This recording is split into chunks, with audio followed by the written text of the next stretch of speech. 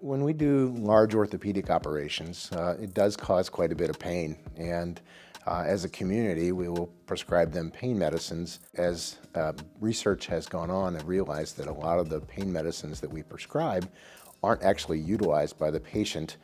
They're kept often in a medicine cabinet.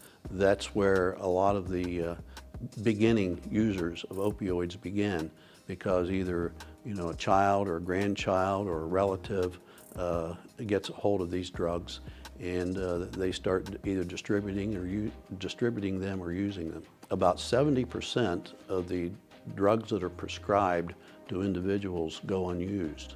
About 50% of heroin users today got their start by using prescription drugs. Our organization as a profession has tried very, very hard to diminish the amount that we write initially. Most people who have surgery get these medicines, and it's important they get adequate pain relief. We want to make sure that happens, but we don't want them to get into the wrong hands. It came to our attention that in-home disposal of drugs, if people were given the opportunity, they would dispose of drugs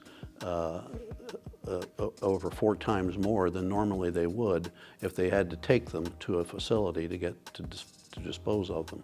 I then had this idea, why doesn't the Ohio Orthopaedic Society partner with the Alliance, and we could then distribute in-home disposal bags every time an opioid prescription is written in an orthopedic office in Ohio. When they come to a physician's office, the physician who writes the opioid prescription for their pain will then hand them the bag.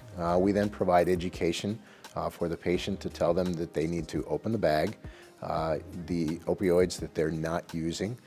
They place them in the bag, place water, and then it neutralizes them so that they can be placed in the trash. My partners have told me that they've had patients use them.